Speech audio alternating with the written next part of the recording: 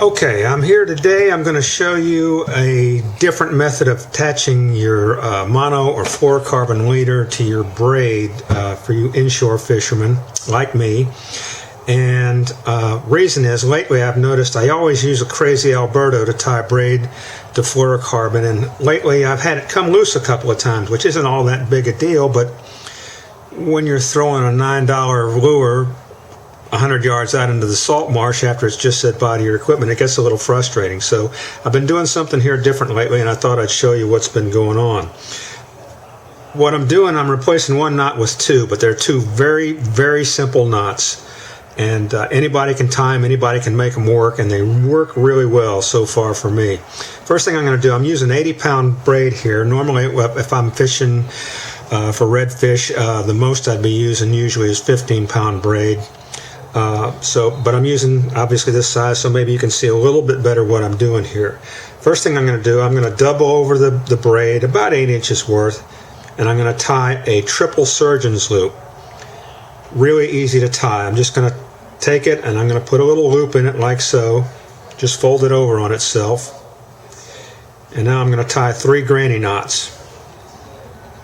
There's 1,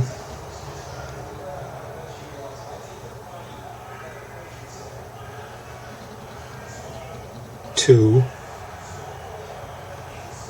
and put it through a third time.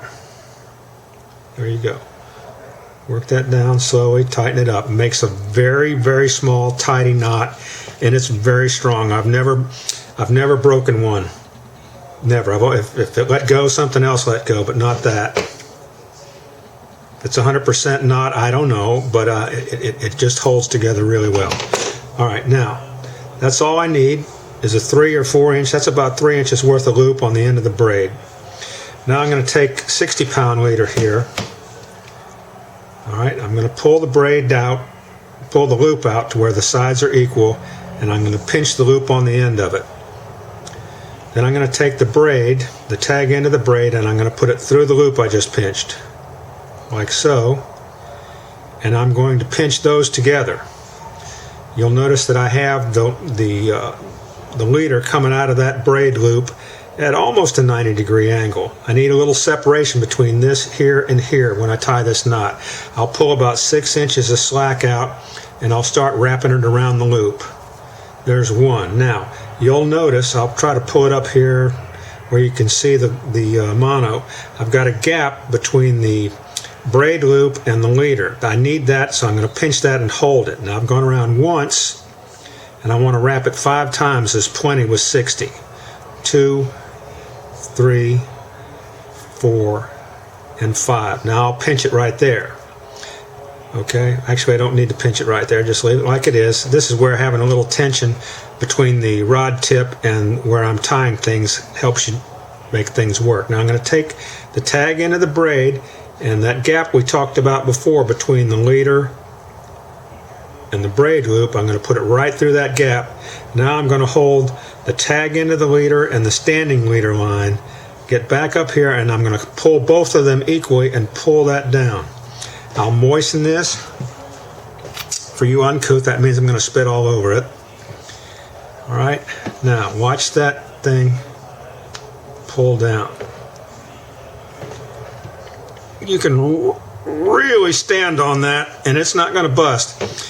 When you see the tag end coming out of the loop, coming out of there at a 90-degree angle like that, you've got it right. A lot of times I'll bite that tag end, make sure it's pulled down tight, and there it is.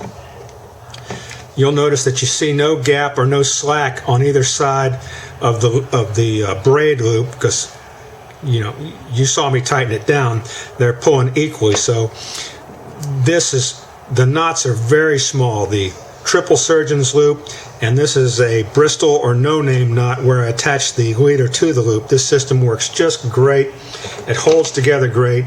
They're very small. It casts through the guides without any problems at all, unless, I don't know, if you're using one of these goofy micro rods with 3.5 millimeter guides, you'll have trouble and it'll be thunking through the guides when you cast. But When I build rods, the smallest I'll build them is 5 millimeters. If somebody wants a 4.5, I'll put 4.5s on there. These will go through a 4.5 just fine. Won't take any distance off of your casting whatsoever. Any smaller than that, to me, is a waste of time. So anyway, this has solved the problems I'd had lately. This works really well. I've had it hold together beautifully. Haven't had a problem with it. It's easy to tie. Anybody can tie these knots. So if you give it a try, good luck with it.